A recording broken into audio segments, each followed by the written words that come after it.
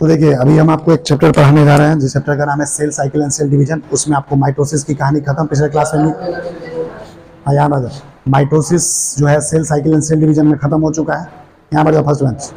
उसके बाद हम स्टार्ट किए हैं मियोसिस। क्या स्टार्ट किए हैं? मियोसिस। मियोसिस में देखिए, मियोसिस में पिछले क्लास में बताते हैं मियोसिस का दो पार्ट होता है, एक मियोसिस 1 होता है, दूसरा मियोसिस 2 होता है। मियोसिस को दो भाग में बांटे हैं। मियोसिस 1 के बारे में पिछले क्लास में बताए थे। मियोसिस 1 को क्या बोलते हैं? उस पर हाथ में मियोसिस 1 को बोलते हैं रिडक्शन डिवीजन। क्या बोलते हैं? पिछले क्लास में बताए थे। क्यों उसको रिडक्शन डिवीजन बोलते हैं? क्योंकि मियोसिस 1 में क्रोमोसोम सीधा आधा हो जाता है, रिडक्शन मतलब कम होना। अब देखो मियोसिस 2, मियोसिस 2 ये होमोलिटिक डिवीजन और इक्वेशनल डिवीजन। मियोसिस 2 को क्या बोलते हैं? होमोलिटिक डिवीजन या क्या बोलते हैं? Equational division. क्यों बोलते हैं इसको? Because it does not lead to any change in chromosome number. क्योंकि इस मियोसिस 2 में क्रोमोसोम नंबर की संख्या में कोई बदलाव नहीं आता। जैसा माइटोसिस होता है ना जी, जो पहले क्रोमोसोम रहता है बाद में वही रहता है डॉक्टर बनने के बाद, तो इस मियोसिस 2 में भी क्रोमोसोम नंबर में कोई बदलाव नहीं आएगा, इसलिए इसको बोलते हैं होमोलिटिक डिवीजन या इक्वेशनल डिवीजन। जबकि मियोसिस 1 को बोलते हैं रिडक्शन डिवीजन। क्यों? उसमें क्रोमोसोम में आधा हो जाता है। समझ में आ रहा है? अब देखिए meiotic events can be grouped under following stages. देखो मियोसिस में जो जो चीज स्टेज आता है उसके बारे में पढ़ेंगे। देखो सबसे पहला मियोसिस 1 आता है, बताया ना, मियोसिस दो भाग में बांटा गया है। एक को बोलते हैं मियोसिस 1, दूसरे को क्या बोलते हैं? मियोसिस 2। मियोसिस 1 के अंदर कौन कौन आएगा? Prophase 1, metaphase 1, anaphase 1, telophase 1। जैसे माइटोसिस में पढ़े थे ना, प्रोफेज, मेटाफेज, एनाफेज, टेलोफेज। तो यहाँ पे मियोसिस 1 में कौन कौन आएगा? Prophase 1, metaphase 1, anaphase 1, telophase 1। Meiosis 2 में क्या आएगा? Prophase 2, metaphase 2, anaphase 2, telophase 2।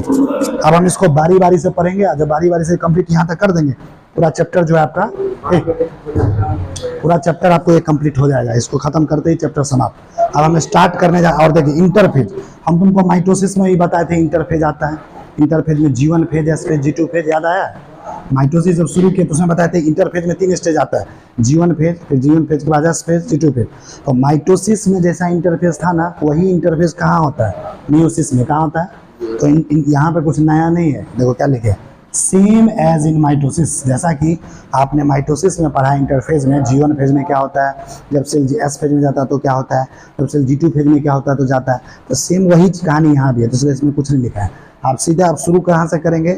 Meiosis 1 से। कहाँ से शुरू करेंगे? मियोसिस 1। तो मियोसिस 1 में सबसे पहले क्या लिखा हुआ है? प्रोफेज 1। क्या लिखा हुआ है? तो प्रोफेज 1 को हम शुरू करें। आज हम देखने जा रहे हैं कि प्रोफेज 1 में क्या होता है। ठीक है, तो देखिए typically larger and more complex when compare to prophase of mitosis. अभी आपने माइटोसिस पढ़ा था पहले, माइटोसिस में प्रोफेज पढ़ा था। तो क्या माइटोसिस का जो प्रोफेज है ना, उसके अगर तुलना किया जाए तो ये जो प्रोफेज 1 है एक काफी बड़ा होता है। प्रोफेज 1 क्या होता है? काफी बड़ा होता है और ज्यादा कॉम्प्लेक्स होता है, ज्यादा जटिल माना जाता है उस माइटोसिस के प्रोफेज से। कौन? प्रोफेज 1। समझ रहा? आप प्रोफेज 1 में क्या क्या बदलाव आता है, क्या क्या चीज होता है, देखो लिखा है। देखो this prophase 1 is classified in 5 सब स्टेजेस। हम बताए ना, प्रोफेज से ज्यादा लंबा होता है, इतना ही लंबा है प्रोफेज 1। इसके अंदर 5 सब स्टेज है। कितने? इसको 5 भाग में बांट देते हैं। इसके अंदर 5 स्टेज आता है प्रोफेज 1 के अंदर। तो कौन कौन स्टेज आता है? देखिए एक आता है लेप्टोटीन, जाइगोटीन, डिप्लोटीन, डायाकाइनेसिस, है ना, ऐसा ही आता है। तो सबसे पहला प्रोफेज 1 का जो सबसे पहला स्टेज होता है उसको हम लोग बोलते हैं लेप्टोटीन। क्या बोलते हैं जी? अब हम देखने जा रहे हैं कि भाई लेप्टोटीन के अंदर क्या होता है। तो देखो chromatin threads condense to form chromosome. Leptotene में क्या होता है? क्रोमेटिन का जो धागा होता है कंडेंस होता है, मतलब एक जैसे क्रोमेटिन का धागा है ना, ये एक साथ आ गया, नजदीक नजदीक में आ गया, नजदीक नजदीक में आके क्या बनाता है? क्रोमोसोम बनाता है। क्या बनाता है जी? क्रोमोसोम बनाता है। किस स्टेज में? लेप्टोटीन में। आगे देखो chromosomes are longest and thinnest. Leptotene stage के दौरान जो क्रोमोसोम बना वो काफी लंबा होता है। क्या होता है जी? और क्या होता है? पतला होता है। लंबा होता है और पतला। लेप्टोटीन का जो क्रोमोसोम बना वो कैसा होता है? लंबा होता है और पतला होता है। Chromosome becomes gradually visual under the light microscope. और जब हम माइक्रोस्कोप के थ्रू देखेंगे, है ना, सूक्ष्मदर्शी के थ्रू देखेंगे, तो ये क्रोमोसोम जो है लेप्टोटीन का नजर भी आएगा। क्या आएगा? नजर भी आएगा। All the chromosomes in nucleus remain directed towards centriole. और जितने भी क्रोमोसोम न्यूक्लियस की तरफ होगा वो सेंट्रियोल की तरफ डायरेक्टेड होगा। So group of chromosomes in nucleus appears like a bouquet. देखो क्रोमोसोम का जो समूह है ना, क्रोमोसोम का समूह, वो बॉकेट, गुलदस्ता। देखो गुलदस्ता में फूल कितना होता है, उस बॉकेट की तरह लगता है। इसी वजह से इसको बॉकेट स्टेज भी बोलते हैं। लेप्टोटीन को किस एस्ट्रेज के नाम से जानते हैं? Bouquet esterase. किसी उनसे पूछेगा परीक्षा में इसमें से कौन सा बॉकेट एस्ट्रेज कहलाता है, क्या बताओगे? लेप्टोटीन। क्या टिकर क्या होगे? लेप्टोटीन क्या होता है? प्रोफेज 1 का पहला स्टेज। आपको फेज 1 का हम दूसरा स्टेज देखने जा रहे हैं।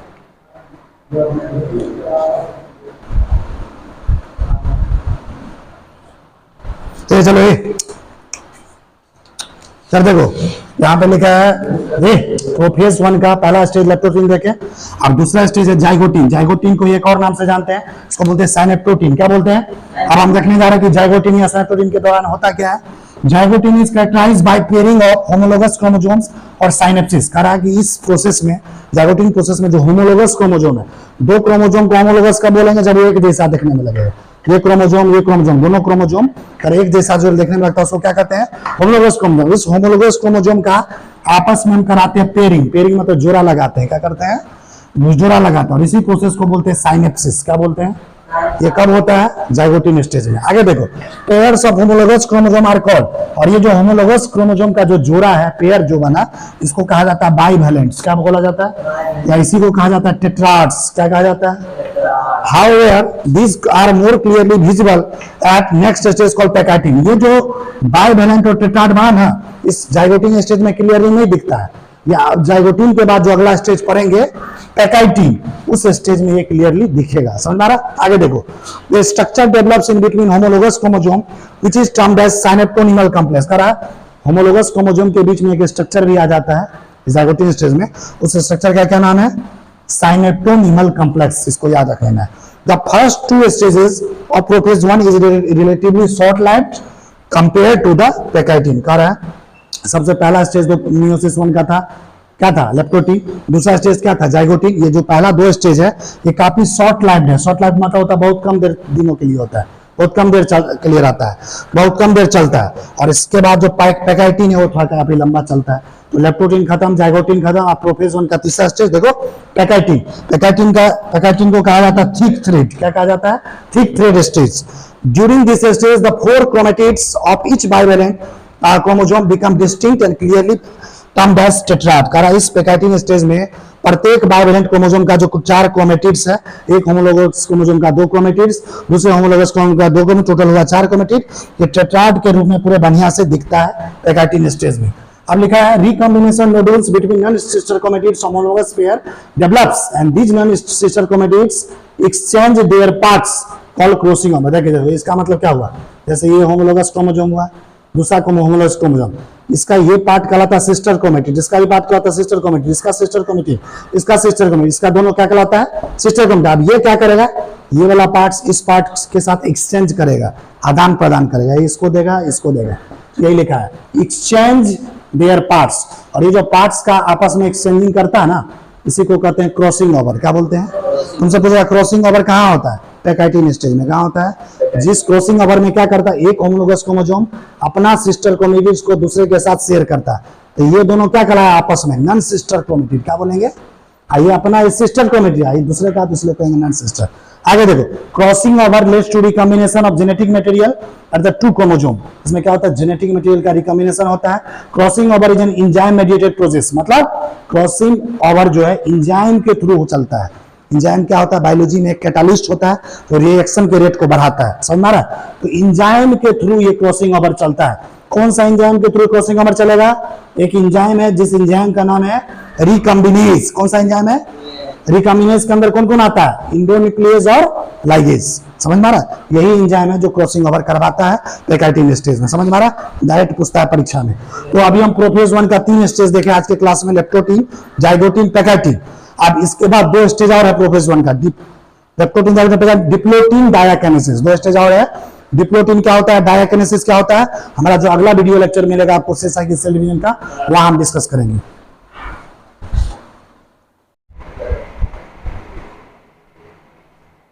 चलिए cell cycle and cell division chapter में यहाँ पे देखिए अगला है प्रोफेज 1 पढ़ा रहे थे। प्रोफेज 1 में लेप्टोटीन, जाइगोटीन, पैकाइटिन पढ़ा दिए थे। अब चौथा नंबर है डिप्लोटीन। डिप्लोटीन में क्या क्या होता है सो देखो इस चैप्टर में, बस इसमें यही क्वेश्चन पूछेगा कि इस फेज में क्या क्या होता है, उस बात को तुमको ध्यान में रखना पड़ेगा। देखो डिप्लोटीन में the beginning of diplotene is recognised by dissolution of synaptonemal complex. देखो साइनेप्टोनिमल कॉम्प्लेक्स पिछले पढ़ा चुके हैं, पैकाइटिन स्टेज में बना था। इस डिप्लोटिन स्टेज में साइटोटोनिमल कॉम्प्लेक्स खत्म हो जाता है। क्या हो जाता है? खत्म होना मतलब डिजोल्यूशन, मतलब पूरा खत्म हो जाता है। Homologous chromosome start repulsing each other. इस फेज में डिप्लोटिन स्टेज में दो क्रोमोसोम जो होता है ना, जिसका साइज एक जैसे बराबर होता है, एक जैसा देखने में लगता है, उसको होमोलोगस क्रोमोसोम। ये होमोलोगस क्रोमोसोम एक दूसरे को रिपल करना शुरू करता है। रिपल्सिंग मतलब एक दूसरे को दूर भगाना शुरू कर देता है। सो एक्स शेप स्ट्रक्चर, एक्स समझते हो? एक्स कैसा लिखा जाता है? इसे एक्स के शेप जैसा एक स्ट्रक्चर बनता है, जिसको हम लोग क्या बोलते हैं? कियाज्माटा। क्या बोलते हैं? तुमसे पूछेगा कियाज्माटा कैसा स्ट्रक्चर होता है? एक्स के जैसा। और ये किस फेज में बनता है? डिप्लोटिन। ये पूछता है परीक्षा में। इस खेला खत्म। अब अगला है डायाकिनेसिस। प्रोफेज 1 का सबसे लास्ट स्टेज है डायाकिनेसिस। देखो, it is the final stage of prophase 1। Prophase 1 का सबसे लास्ट और फाइनल स्टेज डायाकिनेसिस होता है, मार्क्ड बाय टर्मिनाइजेशन ऑफ कियाज्माटा। देखो इसमें क्या होता है, इस डिप्लोटिन में जो कियाज्माटा बना था ना, डिप्लोटिन स्टेज में जो कियाज्माटा बना था, वो कियाज्माटा अब यहाँ पे क्या होता है? डायाकिनेसिस में खत्म हो जाता है। क्या होता है? डायाकिनेसिस में क्या होता है? टर्मिनलाइजेशन। टर्मिनलाइजेशन में तो वो गायब हो जाता है, खत्म हो जाता है।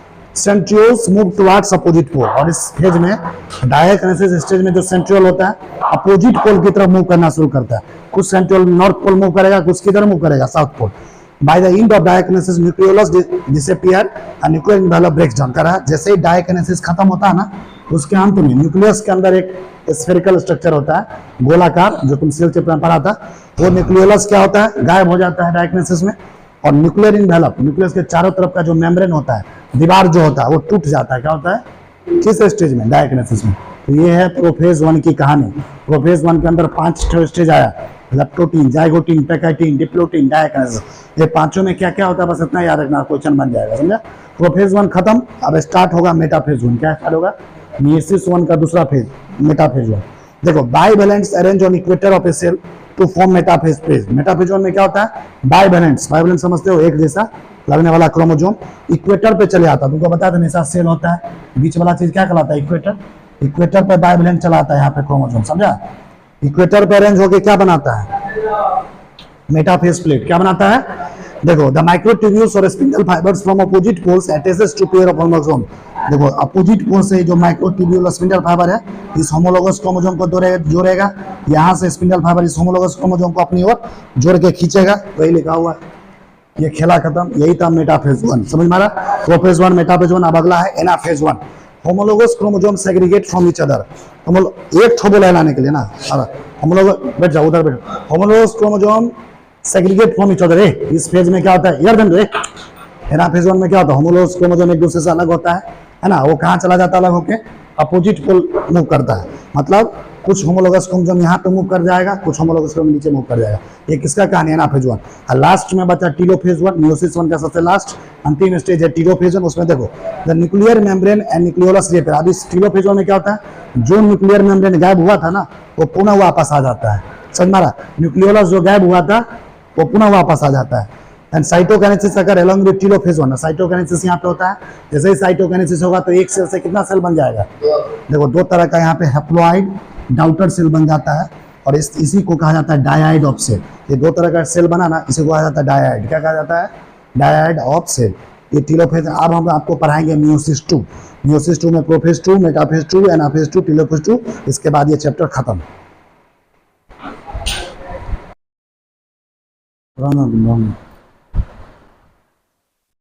तो चलिए बायो पीछे चलिए, सेल साइकिल, सेल डिवीजन में देखिए अगला है इंटरकाइनेसिस। प्रोफेज 1 का कहानी खत्म। इंटरकाइनेसिस क्या होता है? Gap between meiosis 1 and meiosis 2 is called interkinesis. देखो, मेयोसिस 1 अभी पढ़ा है, इसके बाद आएगा मेयोसिस 2। मेयोसिस 1 और मेयोसिस 2 के बीच में गैप होता है, कुछ जगह होता है, स्पेस होता है। उसी गैप को क्या बोलते हैं? इंटरकाइनेसिस। क्या बोलते हैं? Preparation of meiosis 2 occur during interkinesis. देखो, इंटरकाइनेसिस के बाद मेयोसिस 2 का शुरुआत होता है। इंटरकाइनेसिस के बाद किसका शुरुआत होता है? मेयोसिस 2 का। तो मेयोसिस 2 का जो प्रिपरेशन होता है, तैयारी, कहां शुरू हो जाता है? इंटरकाइनेसिस में। तो आप देखिए अगला है स्टेजेस ऑफ मेयोसिस 2। मेयोसिस 2 में भी 4 स्टेज आएगा, प्रोफेज 2, मेटाफेज 2, एनाफेज 2, टीलोफेज 2। हम लोग जानते हैं कि प्रोफेज 2 में क्या होता है। देखो, meiosis 2 is initiated immediately after cytokinesis. Meiosis 2 कब शुरू होता है? साइटोकाइनेसिस के जस्ट बाद। ठीक है? Usually before the chromosomes have fully elongate. जब तक क्रोमोसोम पूरी तरह से इलोंगेट ना हो जाए, लंबा ना हो जाए, तब तक प्रोफेज टू शुरू नहीं होता। अब आगे देखो, अगला है metaphase two. At this stage the chromosome aligned at equator. तुमको पहले बता दिया मेटाफेज टू में बीच में आ जाता है क्रोमोसोम, इक्वेटर पे आ जाता है। The microtubule from opposite pole of spindle get attach. Microtubule जो अपोजिट पोल से है वो क्रोमेटिड सिस्टर क्रोमेटिड से जुड़ जाता है, उसको खींचने लगता है। तीसरा स्टेज है anaphase to. It begins with the simultaneous splitting of centromere of इस क्रोमोसोम। क्रोमोसोम, ये क्रोमोसोम है, यहाँ पे जो होता है इसका सेंट्रोमियर, उसका होता है टूटना शुरू कर देता है। किस में? एनाफेज टू में। लास्ट है टेलोफेज टू। इसमें क्या होता है? In this stage two groups of chromosomes get enclosed by nuclear envelope. दो तरह का क्रोमोसोम, दो ग्रुप है क्रोमोसोम का, एक ग्रुप इधर एक ग्रुप इधर, दोनों न्यूक्लियर एनवेलप से क्या होता है? घिर जाता है ना। साइटोकाइनेसिस होता है, उसके बाद क्या करता है? एक क्रोमोसोम दो गो सेल बनाया, एक गो सेल से दो गो सेल, फिर उधर से दो गो सेल, टोटल कितना सेल बन जाता है? चार। इसी को कहते हैं टेट्राड ऑफ सेल। क्या बोलते हैं? और इस टेलोफेज टू के लास्ट में 4 हैप्लॉइड डॉटर सेल दिखता है। 4 तरह के डॉटर सेल टेलोफेज टू के अंत में दिखता है, वो भी हैप्लॉइड होता है। इसमें क्रोमोसोम आधा होता है, half number of chromosome parents से। तो इसके साथ ही आपका जो cell cycle and cell division chapter था बायोलॉजी का, वो आज खत्म हो चुका है। देखिए, अभी तक बायोलॉजी क्लास 11th में 2 चैप्टर हमने खत्म कर दिया। पहला cell the unit of life, कोशिका के बारे में। दूसरा चैप्टर था हमारा cell cycle and cell division. अभी आप जाके एनसीईआरटी बुक नोट्स कॉपी जो हमने तैयार करवाया उसका पूरा रिवाइज कीजिए। NCERT book line by line पढ़िए, है ना। उसमें एमटीजी पब्लिकेशन का बुक आता है फिंगर टिप्स का, उसको सॉल्व कीजिए। यूनिवर्सल का बुक आता है, उसको सॉल्व कीजिए। क्वेश्चन बैंक सॉल्व कीजिए अलग अलग एग्जाम का, कहीं से भी कोई क्वेश्चन आपको नहीं छूटेगा, ठीक है। तो आप अगला जो लेक्चर है हमारा, अगला जो आप नया चैप्टर शुरू होगा आपको बायोलॉजी में 11th क्लास में, उस चैप्टर का आज हम अनाउंसमेंट करने जा रहे हैं। पीछे नया जो चैप्टर शुरू होगा अगले क्लास में, उस चैप्टर का नाम है बायोमोलिक्यूल्स। बायोलॉजी के तीसरे नंबर चैप्टर पर हम शुरुआत करेंगे बायोमोलिक्यूल्स का। ये बायोमोलिक्यूल्स चैप्टर बायोलॉजी के लिए काफी इंपोर्टेंट चैप्टर 11th क्लास का। और ये चैप्टर इतना इंपोर्टेंट है कि आपको केमिस्ट्री में भी ये पढ़ने को मिलेगा 12वीं क्लास में। 12वीं क्लास में जब आप जाएंगे तो ऑर्गेनिक केमिस्ट्री जब पढ़ेंगे तो ऑर्गेनिक केमिस्ट्री में आपको फिर से पढ़ाया जाएगा बायोमोलिक्यूल्स। अगर आप बायोमोलिक्यूल्स अगर यहाँ अच्छे से पढ़ लेते हैं तो आपको आगे केमिस्ट्री में ही 12वीं क्लास में ये काम देगा। तो बायोमोलिक्यूल्स चैप्टर का शुरुआत करेंगे हम, आपको हमारा जो बायोलॉजी का नया वीडियो लेक्चर होगा, नेक्स्ट वीडियो लेक्चर होगा उसमें।